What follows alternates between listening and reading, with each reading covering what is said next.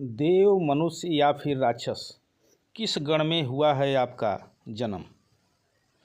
सनातन मान्यताओं के अंतर्गत यह माना गया है कि व्यक्ति का जन्म जिस गण के अंतर्गत हुआ है उस गण की खूबी व्यक्ति के भीतर अवश्य आती है। देव, मनुष्य या राक्षस, आपका जन्म किस गण के तहत हुआ है, अगर आप जानते हैं तो अपनी खूबियाँ भी पहचानिए। आध्यात्मिक दस्तावेजों के अंतर्गत प्रत्येक मनुष्य को 3 श्रेणियों में बांटा गया है, जो उनके गण के आधार पर निर्धारित हैं। ये 3 श्रेणियाँ हैं देव, देवगण, मनुष्यगण और राक्षसगण। गण के आधार पर मनुष्य का स्वभाव और उसका चरित्र भी बताया गया है। ज्योतिष शास्त्र के अनुसार जन्म के समय मौजूद नक्षत्र के आधार पर व्यक्ति का गण निर्धारित होता है। देवगण, जो मनुष्य देवगण से संबंध रखता है वह दानी, बुद्धिमान, कम खाने वाला और कोमल हृदय का होता है। ऐसे व्यक्ति के विचार बहुत उत्तम होते हैं। वह अपने से पहले दूसरों का हित सोचता है। मनुष्यगण, वही जिन लोगों का संबंध मनुष्यगण से होता है वह धनवान होने के साथ ही धनुर्विद्या के अच्छे जानकार होते हैं। उनके नेत्र बड़े बड़े होते हैं, साथ ही वह समाज में काफ़ी सम्मान पाते हैं और लोग उसकी बात को ऊपर रखकर चलते हैं। राक्षसगण, लेकिन जब बात आती है राक्षसगण की तो बहुत से लोग इसका नाम सुनकर ही डर जाते हैं। मुझे पूरा यकीन है कि आप में से बहुत से लोग जब अपनी कुंडली चेक करवाएंगे तो आपका गण भी राक्षस ही आएगा, लेकिन इसमें भयभीत होने की कोई ज़रूरत नहीं है।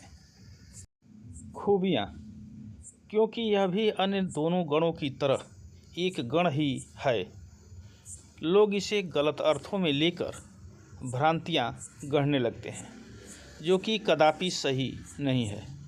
हाँ, इसकी खूबियाँ थोड़ी अलग और विशिष्ट है। भिन्न भिन्न तरह की शक्तियाँ, हमारे आसपास भिन्न भिन्न तरह की शक्तियाँ मौजूद होती हैं। उनमें से कुछ नकारात्मक होती हैं तो कुछ सकारात्मक। ज्योतिष विद्या के अनुसार जिन लोगों का संबंध राक्षस गण से होता है वह अपने आसपास मौजूद नकारात्मक शक्तियों को पहचान लेते हैं। उन्हें बुरी शक्तियों का आभास अपेक्षाकृत जल्दी हो जाता है। छठी इंद्रिय, राक्षसगण के जातकों की छठी इंद्रिय यानी कि 6th सेंस ज़्यादा बेहतर तरीके से कार्य करता है और वो इतनी क्षमता भी रखते हैं कि जब उनके सामने हालात नकारात्मक होते हैं तो वे भयभीत होने की बजाय उन हालातों का सामना करते हैं। मजबूत इच्छा शक्ति, राक्षसगण के जातक साहसी और मजबूत इच्छा शक्ति वाले होते हैं। उनके जीने का तरीका स्वच्छंद होता है। नक्षत्रों की भूमिका, ज्योतिष शास्त्र में जन्म के समय मौजूद नक्षत्रों की भूमिका बहुत बड़ी होती है।